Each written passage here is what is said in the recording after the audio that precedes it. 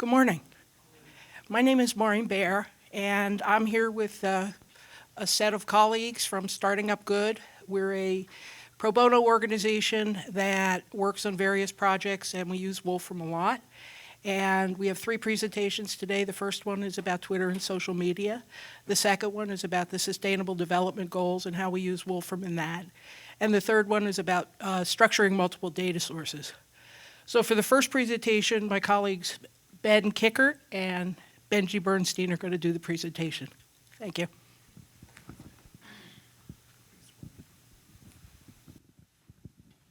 Can everybody hear me? Awesome. And sorry, I lost my voice, so not the ideal day for that, but hoping you guys can bear with me through this. All right.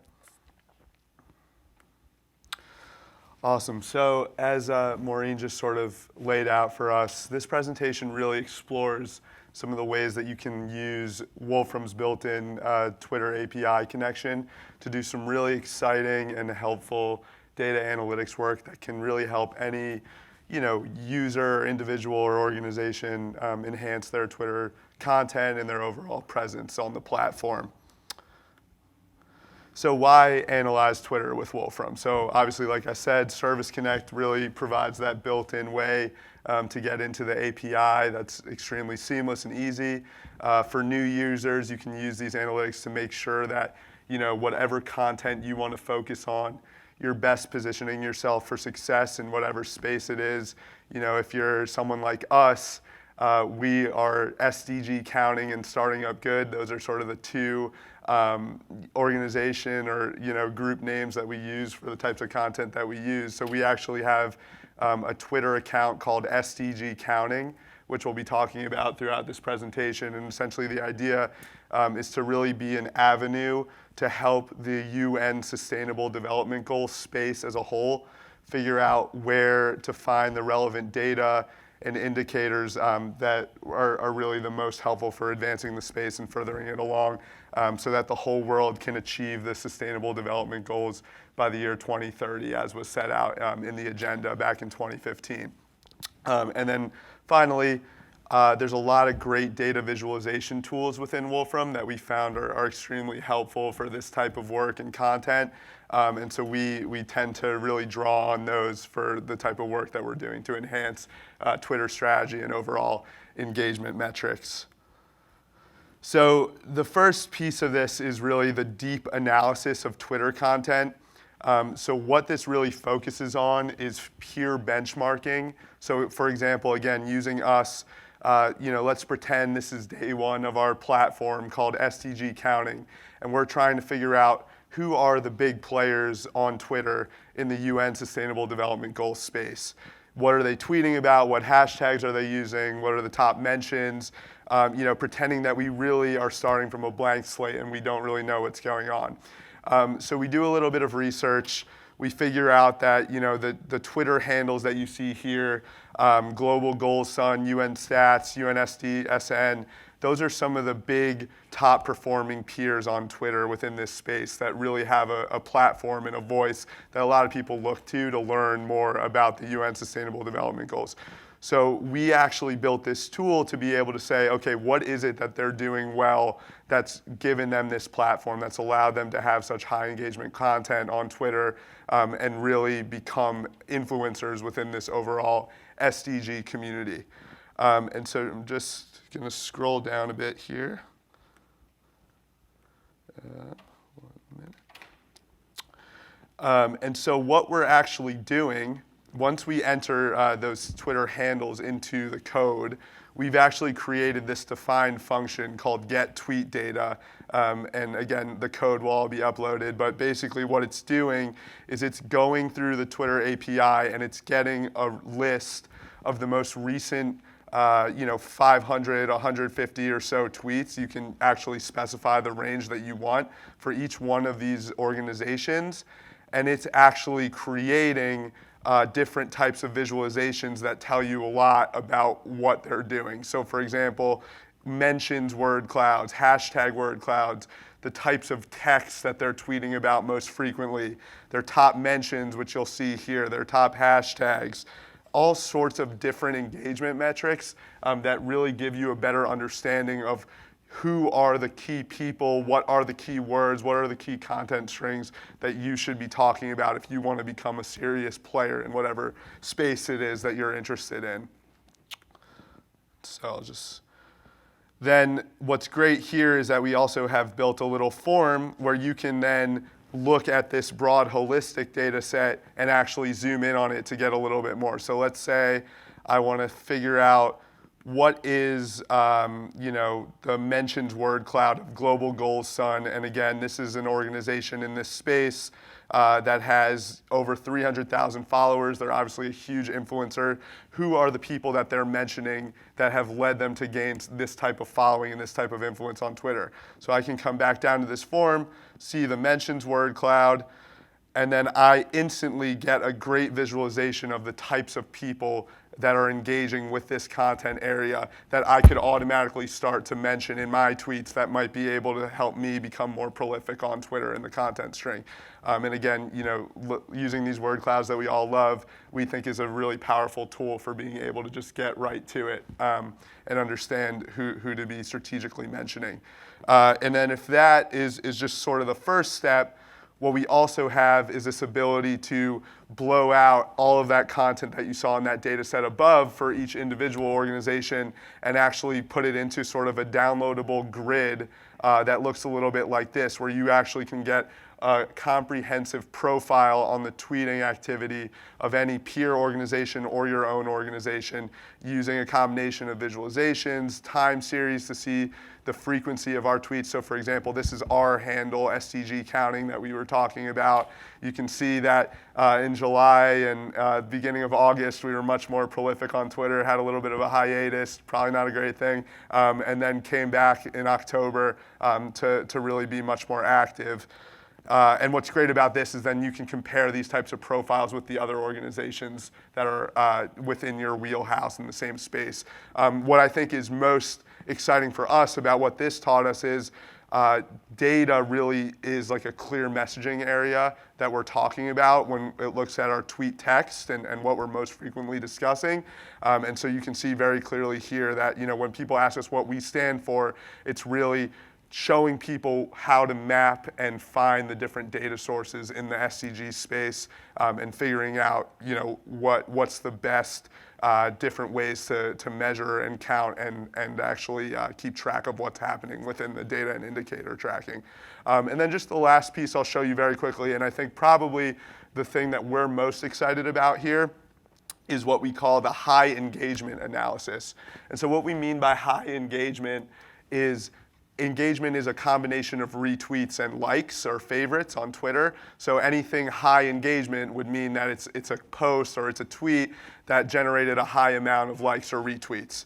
And so what we actually can do here with this little defined function called high engagement tweet data is compare the tweets of the peer organizations, but actually look at a side-by-side comparison of their overall tweet content as well as their high engagement tweet content. So within this defined function, we can actually specify the engagement limit we want to look at. And so here, just as an example, we've picked a certain number.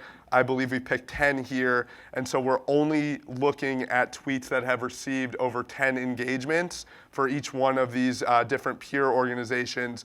And those are what we're counting as high engagement versus their total sample, which is their regular sample. And so what you can see within this data set, and hopefully this scrolling will work, is that I can then really quickly start to see a side-by-side understanding of what's performing well and what's not. So for example, I have my top overall mentions for STG counting, UNDP, UN, but then when it comes to my high engagement top mentions, it's actually a little bit different than what we're seeing in my overall. And so this is a really helpful and powerful tool that allows me to say, okay, you know what? Global Data Lab and SDSN trends are actually generating me on average much higher engagement than my typical top mentions. I might want to focus a little bit more on that.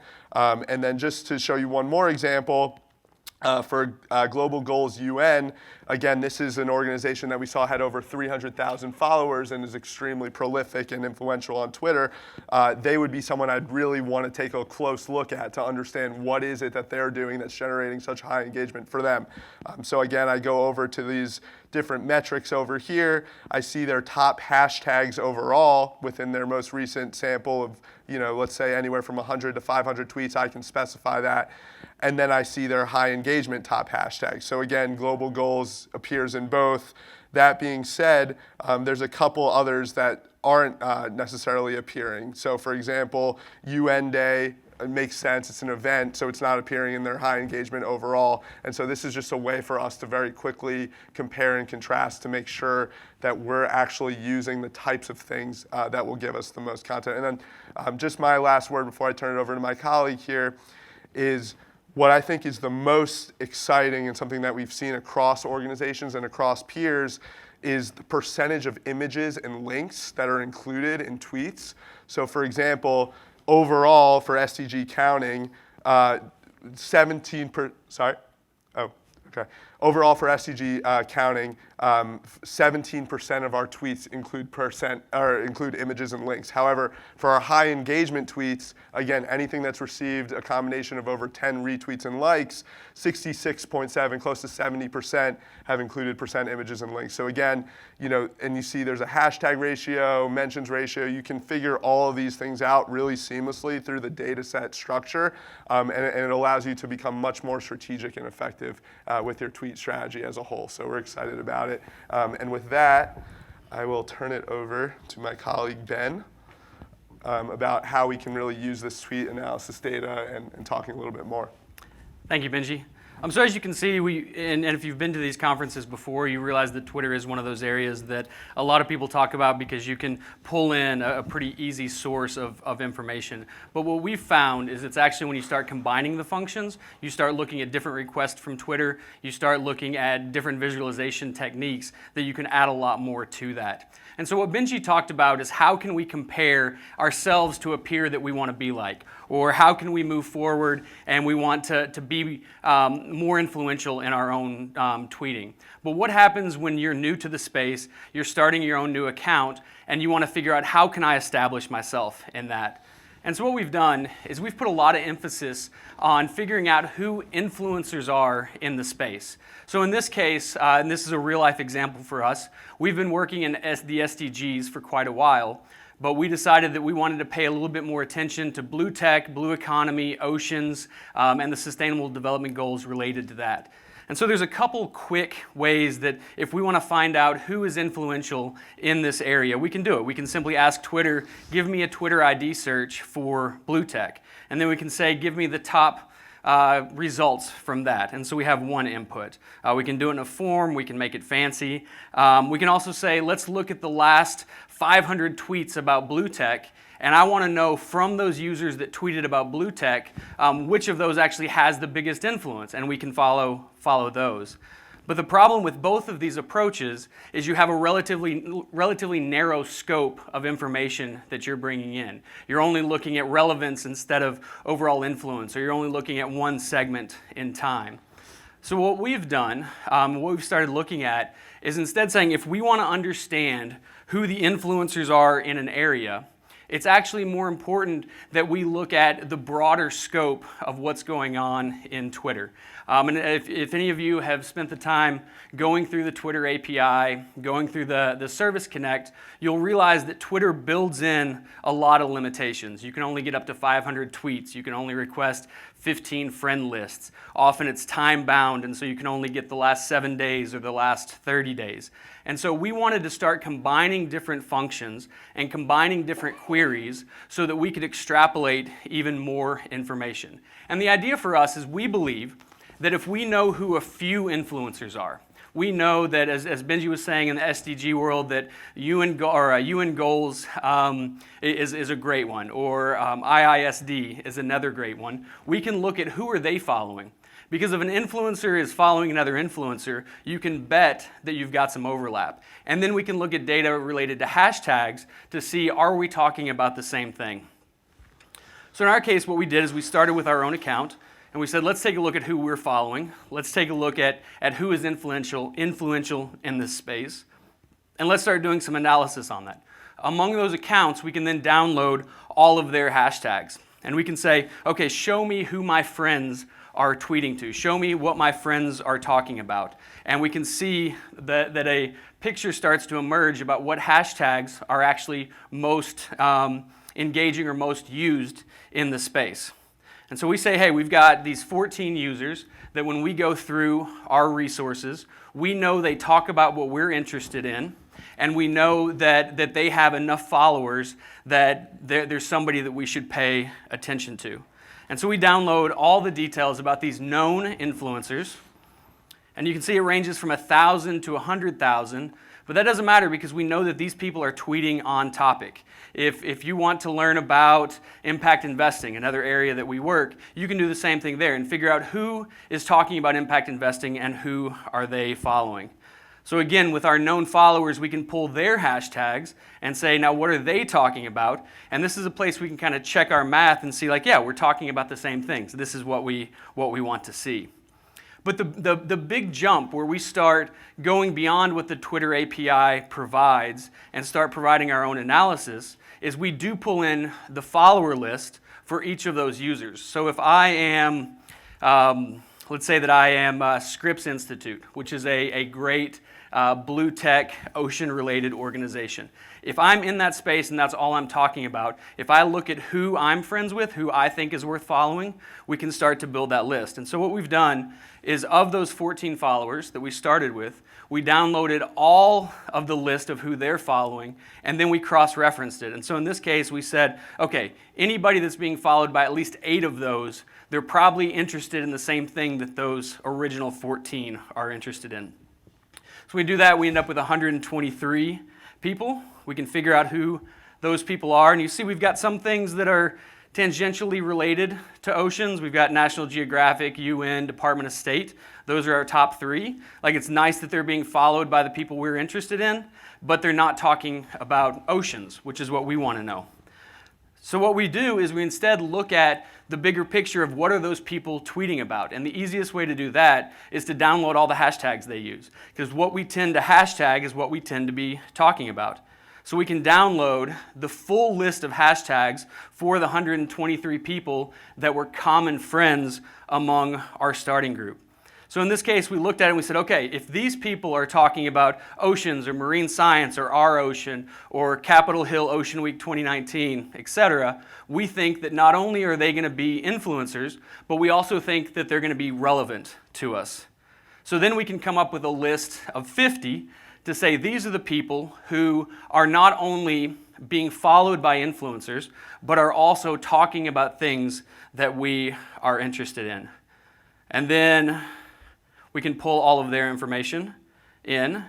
And actually, and this is where the real power comes when you want to sit down and start doing analytics, you can now start doing analysis on the information that you've already brought in. So for instance, if we're looking at some of these 50 that we think are good matches, we've actually added quite a few calculated columns so we can see whether or not we're following them. That's something that we've done by comparing our friend list with the list that we have. So right off the bat, I can see that I have 4 people that are relevant and are influential, but I'm not following them. So if I want to be in that conversation, I need to start by following those people. I can look at how often they're talking about things that are relevant to me. If I decide that I'm going to, let's see, if I want to talk specifically about climate action. So I want to talk about people who are interested in oceans and climate action. I can go down and find the user who most frequently uses climate action along with ocean information. I can see what hashtags they're using that are relevant to what we're interested in, as well as the overall hashtags that are being used. And so I know that we've run through this very quickly, and we will post some of these examples online at the end. But the idea for us is that a lot of the examples we've seen in using the Twitter Service Connect have been one-dimensional. Let me download text, language, location, and get X. Or let me download all the tweets for this user and analyze this. But what we've seen is that when you start crossing those things over, you start looking at multiple service requests that you can cross-reference with each other, that you can add to your own analytics and visualization. You can actually start building tools that you can sit down, figure out how you can tweet better. How can you incorporate best practices that you've learned? Who can you be talking with that is most likely to retweet you? How can we get into a space where we're regularly engaging on the hashtags that are important to us? Now, given that this is only a 20-minute presentation at best, we have already stripped out a whole lot of the work that we've done, but we'd be more than happy to talk with you about what those elements are. In addition to what we've shown you here, there's actually a couple other things that we've done when we're working with other individuals who are trying to establish a Twitter presence. One of the first things we did was we looked at who was following them, and then we said, of those people who are following you, who themselves have a high number of followers, and of those, how often are they talking about your topic? And then the big piece is, how often do they retweet? Because if you can find that user who has a lot of followers, who talks about what you're interested in, and regularly retweets, if you reach out to that individual, the likelihood that they will take your content and put it out into the larger Twitter sphere is going to increase the chance that you're seen by more people.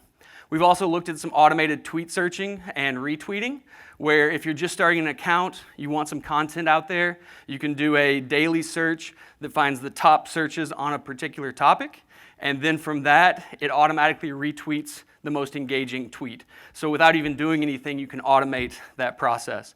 You can look at scheduled Twitter searches so that at the end of every day, you have all the tweets that are related to Capitol Hill Ocean Week or blue tech or blue economy. And the last thing we've done is we've actually looked at, within our own data, within our own tweets, what is it that we've done that's had the best engagement? So for instance, if I use the word SDGs versus global goals, which of those two tends to have a higher level of engagement?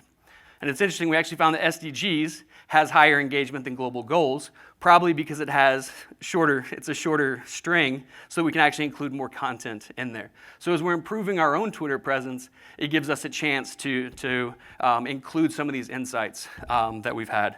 It looks like we have 4 minutes left, but at the end of the day, this is a quick survey of what can be done in Twitter, less of a technical explanation or demonstration. But yeah, if there's any questions, Benji or myself would be more than happy to see if we can answer you. Yes, sir.